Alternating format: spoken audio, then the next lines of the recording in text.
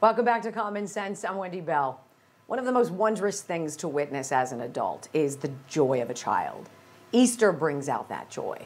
The holiday means many things to different people, but at its base, Easter represents the resurrection of Jesus, yes, but also of our collective hope, right? That whatever we've been through, however dark the winter has been, that spring is blooming. And our children blossom too, right? They color eggs, they spend time with family, wait for the Easter bunny's visit, but wouldn't you know it, Easter had to get political at the White House after reporters caught wind that the legendary Easter egg roll was being sponsored by the Trump administration. Like the whole thing, the food, the 30,000 eggs, like heaven forbid we don't have to foot the bill, right? Which led to this tweet from a Twitter handle called The Democrats. This is what it said. Trump's White House is using 30,000 real eggs worth over $15,500 for their Easter egg roll. Meanwhile, Americans dyed potatoes instead of eggs this Easter to save money. The eggs were reportedly donated by American farmers. Okay, look, this is how ridiculous things have become. If you're still on the fence over whether Democrats truly want to suck the joy out of life, well, grab a jelly bean and welcome back our panel. Chris Arps co-hosts The Tim Jones and Chris Arps Show on News Talk 101.9 FM and 94.1 FM in St. Louis. Tara Servatius hosts The Tara Show on 98.9 Word FM in South Carolina. And Ari Hoffman hosts The Ari Hoffman Show on Talk Radio 570 AM KVI out of Seattle. All right, guys, let's do it. So now egg prices. Tara, let's start with you. Egg prices are apparently so bad America's families have had to dye potatoes. I mean, what an absolutely dumb thing to say. Brooke Rollins was ready, though. The ag secretary tweeted this. Wholesale prices are down 56%. I mean, this is what Easter is to the left. Something totally preposterous to fight about. Tara, weigh in on this. Well, I just find this ironic since the left didn't care at all across the Biden administration when food prices went up 29% because of all the money that they printed after lying and claiming the inflation was transitory. They didn't care. In fact, they gaslit us all and said that we just didn't understand how great Bidenomics was and who needs food anyway. And now all of a sudden they care about the price of food. It's very refreshing. I'm not used to it. After 4 years of that. And again, the reason egg prices are so high is because Biden culled chickens unnecessarily. As RFK has explained, the chickens themselves cannot pass the flu to us. So all Trump did was stop the killing of chickens. It was brilliant. And then the egg prices went down. So I don't even understand what this controversy is about. But it's all about potatoes. That's all you need to know about Tara. Sorry. Chris, the Easter egg roll was sponsored, right? Yeah. Meta, YouTube, Amazon, and others. They paid like $75 to $200 grand to sponsor various South Lawn activities. The money's going to go into the White House Historical Association. It's going to help fund the 4th of July celebration, already being planned for next year for America's 250th. The media lost their minds over this. So are the sponsorships good business or tacky, or what do you think? Look, I think the bottom line about this is the left is upset is because the Easter egg roll hunt was sponsored by tech companies. Silicon Valley, they're supposed to be the beauty. They're supposed to be the ones that the left loves. They're usually left-leaning.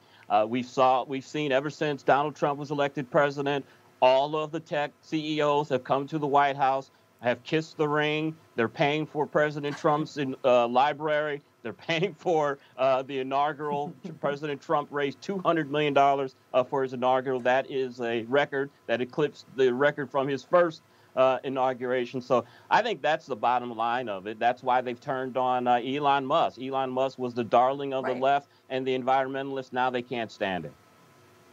Right. It's a great point. Now, I have to turn in a detour here, Ari, as another young mother was found this week murdered in Maryland, reportedly at the hands of a criminal illegal alien. Maryland Congressman Jamie Raskin wasn't talking about her tragic death or about making America safer. All he and the Democrats seem to care about is now scheming with foreign governments to stop Trump. So Raskin goes on this podcast, right, and he says this.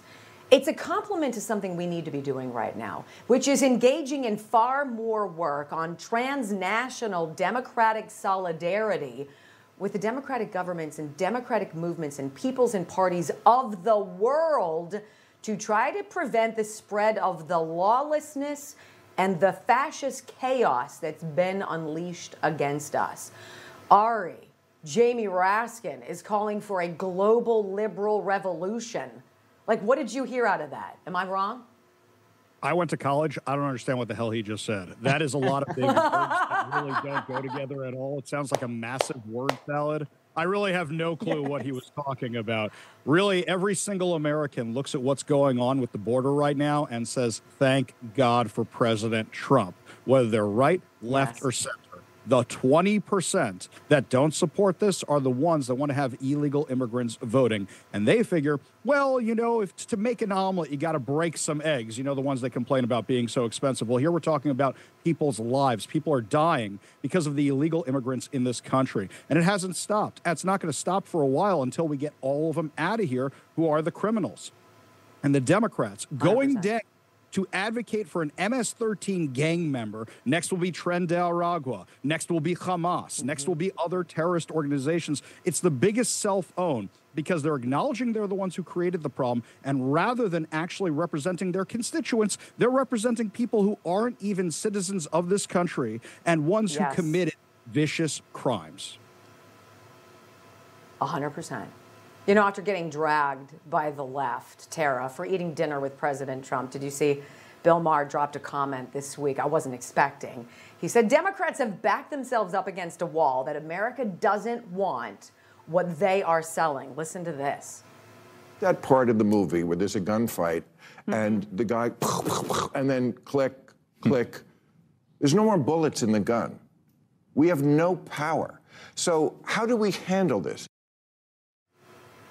This is the issue, isn't it, Tara? I mean, this is everything that we're talking about. They have no power. No, and it's perfectly illustrated this week. I mean, Charlie Kirk went to a college campus. There were like 8 people for the liberal, and he was mobbed. We just had new polling come out from Fox News on the Democrats' immigration policies. 69% of Democrats want gang members and illegal immigrants with criminal convictions deported. I mean, that is such a fail. It's shocking. And then you had Tim Walz come out and say, the problem is we haven't embraced DEI and illegal immigration enough. And so I welcome him. Please lean into the camera, embrace it some more. Maybe we can get down into the teens. And they're really in trouble with this young generation. I don't know how they reverse this. These numbers are a disaster. When you have 79% of under 29s not with you and you're Democrat, that's only going to get worse as they get jobs and go into the real world. Yeah. They're in trouble. And what's wild, Chris, Chris, and I'll give you the last 30 here. Harvard Youth Poll just came out, and it says 23% support by young voters of congressional Democrats. 23%. That's like...